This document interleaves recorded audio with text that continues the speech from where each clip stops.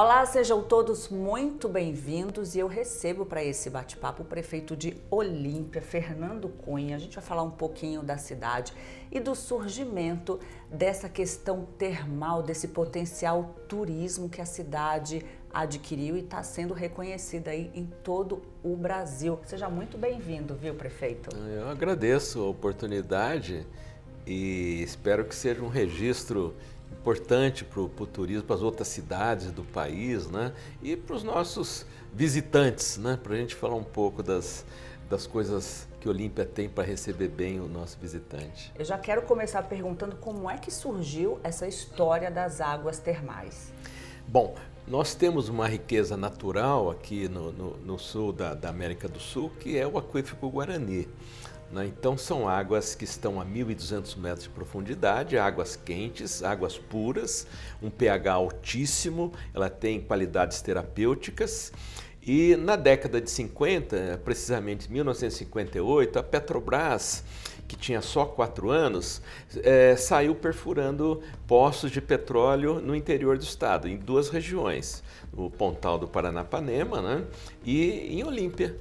E não encontrou petróleo comercial, mas encontrou águas quentes e doou esse poço para a prefeitura de Olímpia. E aí então surgiram as águas quentes à disposição de Olímpia, mas esse poço ficou lacrado até a década de 80, quando um prefeito, um empresário visionário da cidade resolveram implantar um clube social com essas águas quentes, e aí nasce o uso para lazer das nossas águas termais, as águas de Olímpia, que hoje recebe 4 milhões de visitantes por ano. Ou seja, o clube foi um sucesso para day use e depois viu-se a necessidade de instalar uma rede hoteleira para comportar todo esse público.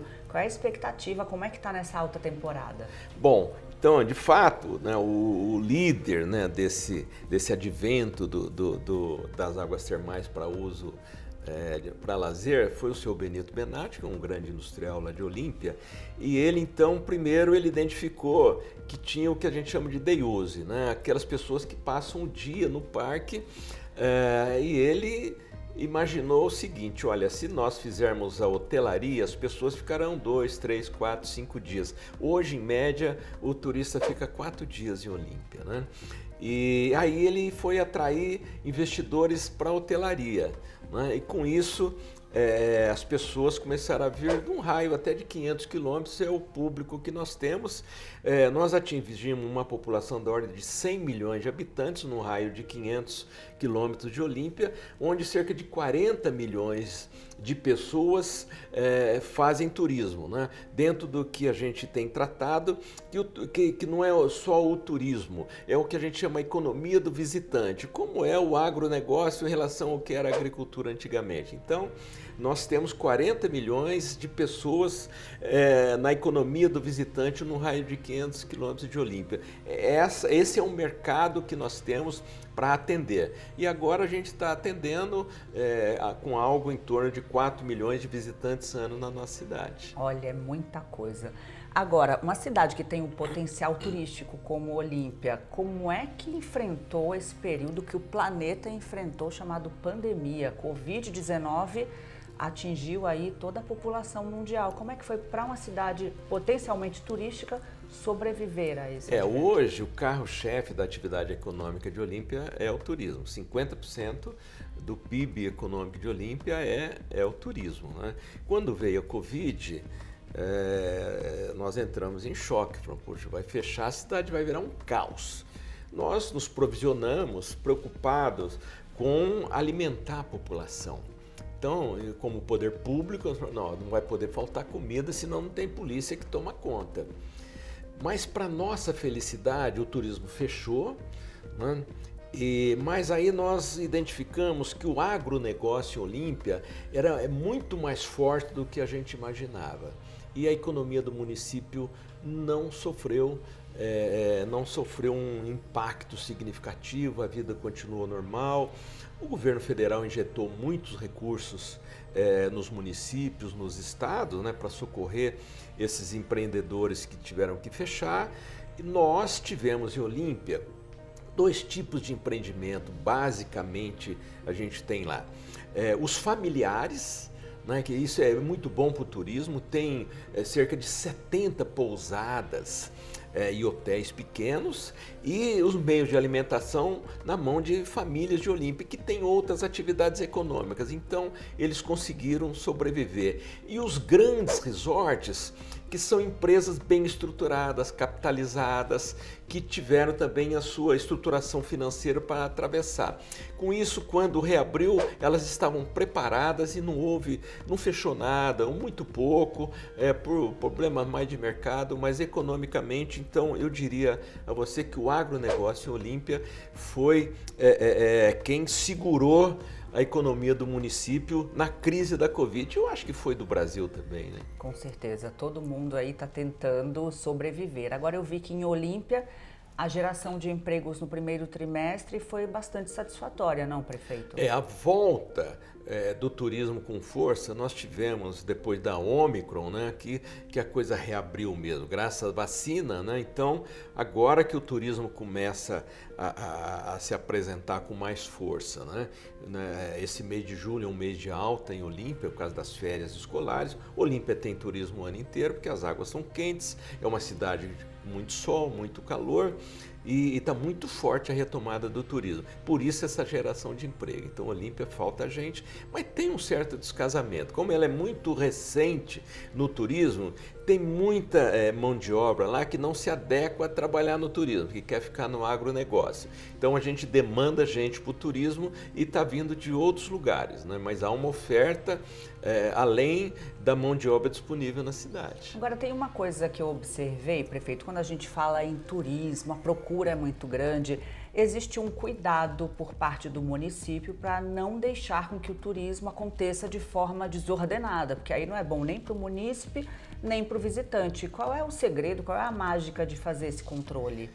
Eu acho que o poder público ele tem que dialogar com o empresariado, né, que implementa esses empreendimentos de entretenimento, de hospedagem. São três, é um tripé o turismo, né, que é entretenimento, hospedagem e meio de alimentação. E isso é iniciativa privada, mas o poder público tem que colocar ordem nisso, né? Então, o que nós fizemos lá? Nós preservamos o máximo possível a qualidade de vida da população local.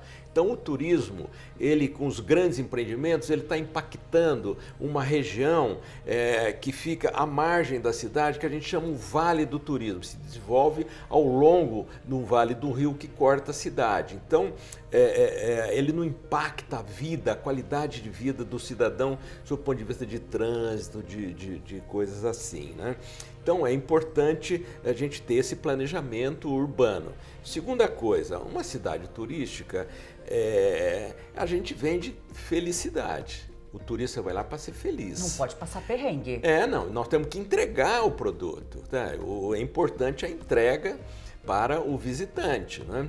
E aí, essa cidade é uma cidade turística, tem que ter uma zeladoria adequada. Então, as ruas têm que ser limpas, não pode ter buraco, sabe? Aí você tem que ter um paisagismo adequado. Mesmo Olímpia sendo tão recente, a gente corre para tornar a cidade agradável para o turista. Então eu recomendaria para os prefeitos, cuide da zeladoria da sua cidade, um planejamento urbano e a zeladoria da cidade, né? Ao lado de segurança, de saúde, que são coisas vitais também, né? Agora tem um dado que pouca gente sabe, porque quando se pensa em Olímpia, pensa nesse potencial turístico, mas me vem à mente Monteiro Lobato, me vem à mente a capital nacional do folclore. É isso, né?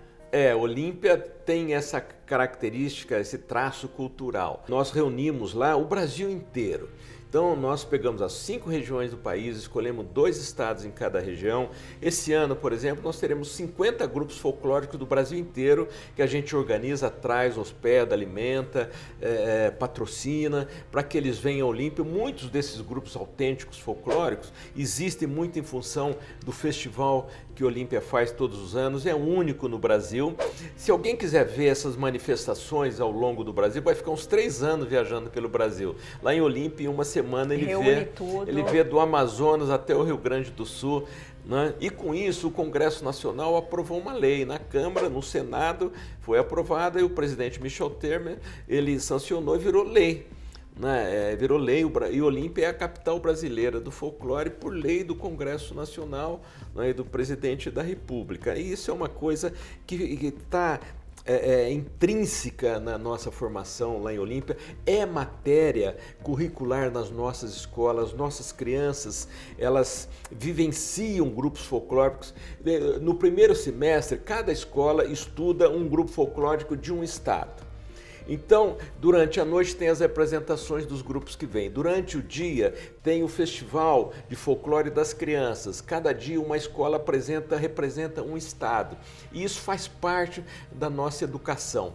E a coincidência que tem com o Monteiro Lobato é que ele foi o idealizador da campanha do Petróleo é Nosso, que aí nasceu a Petrobras, e a Petrobras foi lá e encontrou essas águas quentes, e Olímpia então tem esse vínculo. A mãe dele chamava Olímpia, né? E todas as nossas creches em Olímpia têm um nome de um personagem do Monteiro Lobato. Então, se você for lá Olímpia olhar as nossas creches, uma chama Narizinho, outra é o Conde do Sabugosa, outra é Dona Benta. Então, isso é uma coisa que está muito presente em Olímpia, né?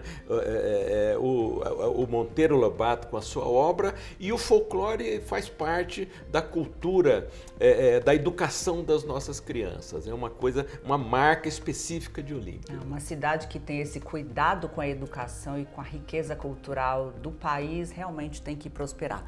Para a gente encerrar, prefeito, eu queria que o senhor passasse para quem está nos assistindo, para um administrador, para um prefeito, para um gestor, qual é o segredo, qual é a sua marca, qual é a receita que o senhor pode passar, que deu certo na sua cidade e que pode ser aplicada em outros lugares?